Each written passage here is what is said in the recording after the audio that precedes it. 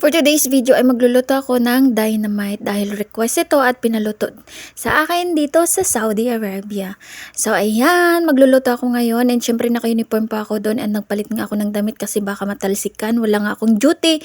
Kaya pagluto natin sila at kukunin daw nila dito sa aming accommodation. O yan, nagluto na nga ako at pinrepare ko na yung mga ingredients which is the sili green, giniling na manok, and syempre bawal baboy dito. And yung ating cheese, hiwain lang natin yan ng tatlo na ganyan. And ayan na, ginisa ko na pala yung giniling natin sa bell pepper.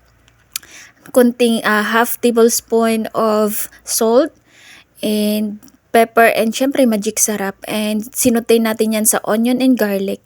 Ayan, dahil sa tapos, nung naluto na ating giniling, ay sinet aside natin para lumamig. And, ayan na, piniprepare ko na nga, ilalagay natin sa gitna, pati yung cheese na ginawa natin. And, syempre, babalutin na natin para makapagsimula na tayong magprito. At kukunin na to siya mga 6 p.m. in the afternoon. Ayan, ang oras na to ay 4:30. Ayan na siya, golden brown na siya. And, syempre, luto na to. And, tinikman ko kung masarap. And, crispy nga to, ang sarap. At syempre kung gusto nyo nang hindi manghang,